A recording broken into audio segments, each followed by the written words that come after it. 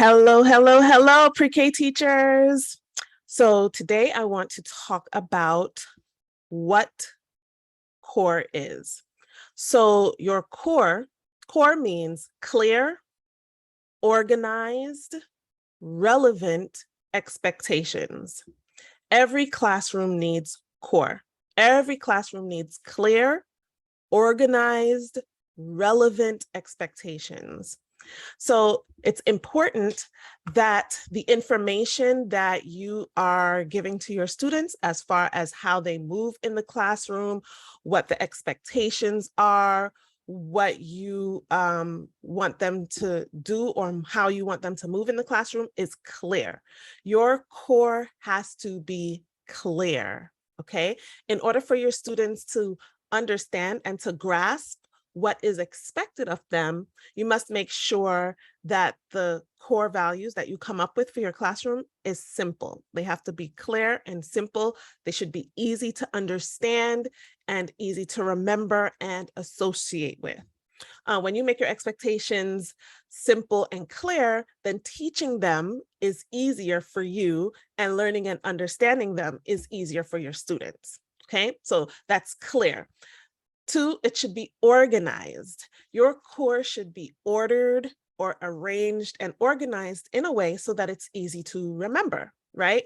It could be a simple word, it could be an acronym, it could be a combination of letters that's easy to remember, right? And so each one of those letters should be arranged in a sequence that stands out to your students, so that's easy to remember and easy to teach for your students. So your core should be organized. It should be ordered and arranged in a way that's easy to remember. Then it should be relevant.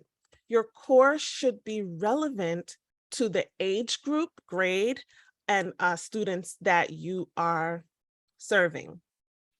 They should be concise and to the point, and the purpose, like the whole purpose is for what you want to achieve in the classroom.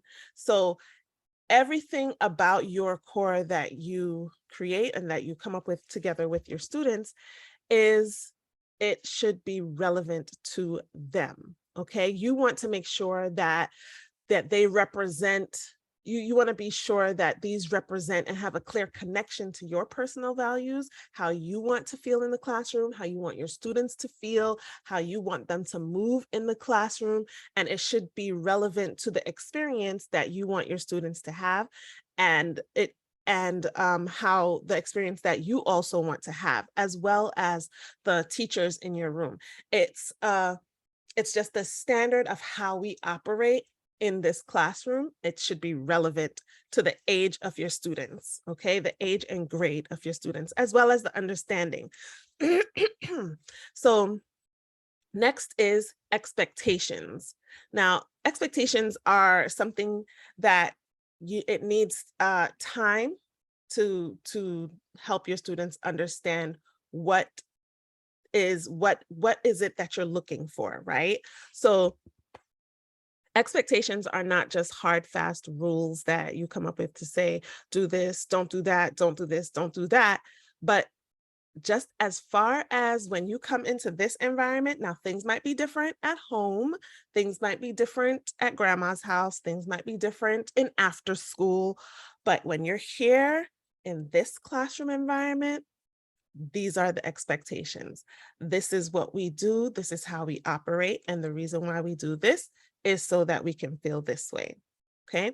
So once again, take the time from now to develop your core, your clear, organized, relevant expectations for your classroom and for your students.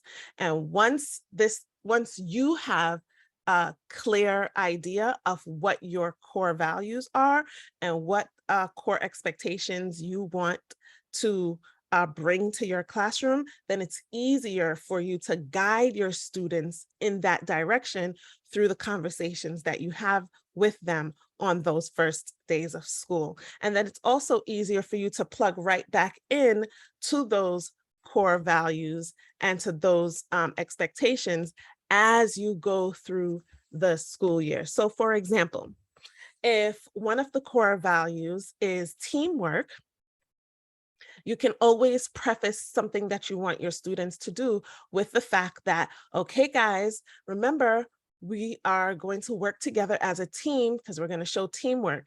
Our room needs to be cleaned up. So make sure that everyone does teamwork to help get the things cleaned up. So one person can take the Lego blocks apart, another person can put them in, one person can pick up all the red blocks, another person can pick up all the blue blocks. And so we're modeling and exemplifying teamwork in this moment. It could also work for, after a mealtime, whether it's after breakfast or after lunch, for everyone to do their part as a team to clean up after themselves.